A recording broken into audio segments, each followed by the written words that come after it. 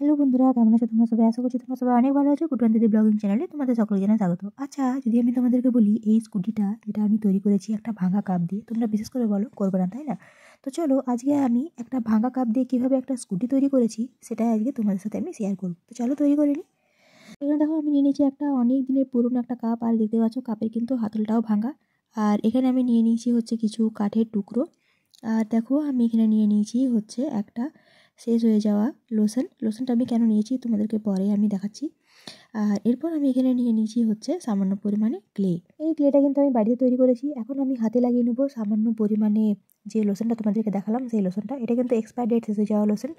আর এই লোশনটা থেকে কিছুটা পরিমাণ আমি হাতে খুব ভালো করে লাগিয়ে নেবো। এরপর যে আমি ক্লেটা তৈরি করে রেখেছিলাম, সেই ক্লেটা থেকে কিছুটা পরিমাণ ক্লে আমি এখানে নিয়ে নিয়েছি। আর এখানে রেখেছি দেখো একটা ছোট্ট দেখে পাথর। আর এই পাথরটার মধ্যে কিন্তু রেখে নিয়েছি সামান্য পরিমাণে লোশন, মানে লাগিয়ে নিয়েছি সামান্য পরিমাণ লোশন।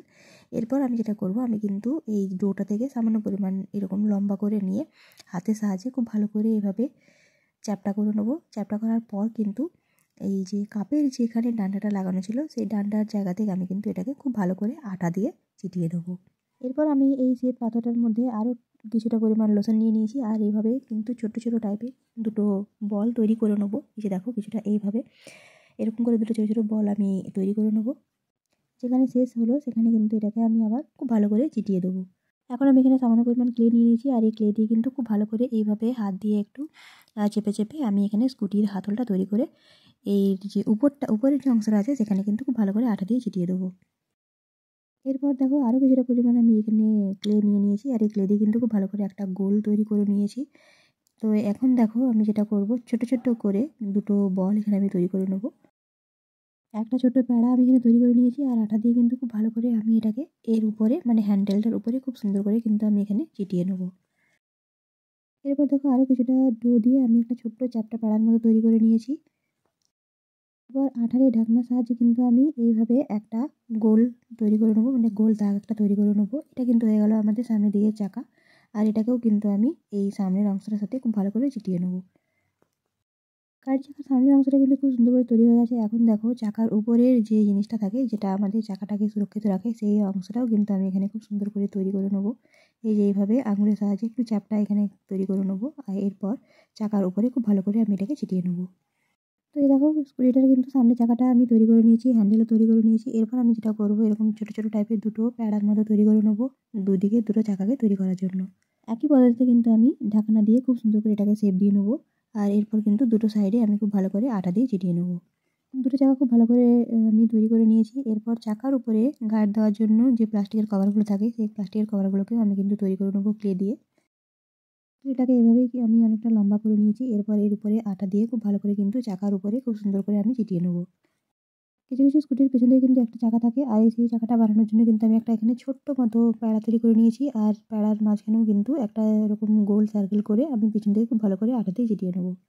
সামনের চাকাটার দুটো দিকেই খাঁজ থাকার জন্য কিন্তু আমি এদিকেও খুব ভালো করে এই যে যে ঢাকনা দিয়ে তৈরি করেছিলাম, সেই ঢাকনা দিয়েও কিন্তু ওইদিকেও আমি একটা গোল দাগ করে দেবো। এখন দেখো আমার কাছে ছিল অনেক দিনের পুরনো একটা বোতাম। তো আমি ভাবলাম যে বোতামটাকে যদি আমি এখানে দিয়ে দিই তাহলে কিন্তু স্কুলটা দেখতে আরও সুন্দর লাগবে। তো আমি কিন্তু বোতামটাকে এখন এটার মধ্যে খুব সুন্দর করে চিটিয়ে নিয়েছি। এখন আমি এটাকে রেখে দেবো কিছুক্ষণ, যাতে এটা পুরোপুরিভাবে শুকিয়ে যায়।